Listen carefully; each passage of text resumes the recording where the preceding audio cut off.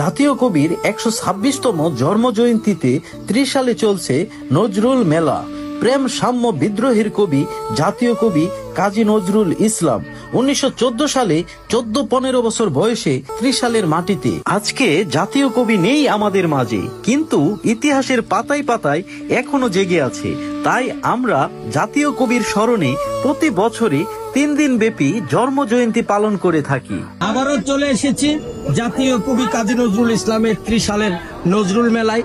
ত্রিশালের মানুষের প্রাণের মেলা জমে উঠেছে আজকের এই মেলা। আপনারা জানেন প্রতি বছরই মানুষ অপেক্ষামান থাকে, বিখ্যাত সজ্জায় রাজা বাদশাহী সাজ নিয়ে হাজির হবে, এই অপেক্ষায় থাকে ত্রিশালবাসী।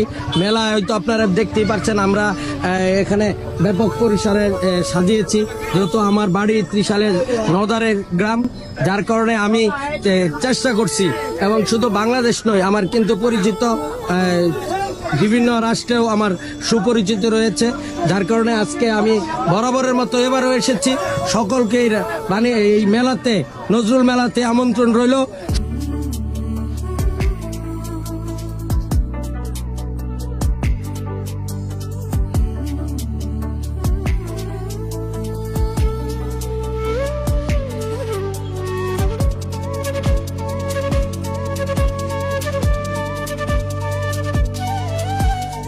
তিন দিন ব্যাপী নজরুল জয়ন্তী, ২৭ তারিখ শেষ দিন।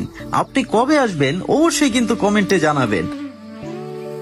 ১২৬তম নজরুল জয়ন্তী আপনার কাছে কেমন লেগেছে অবশ্যই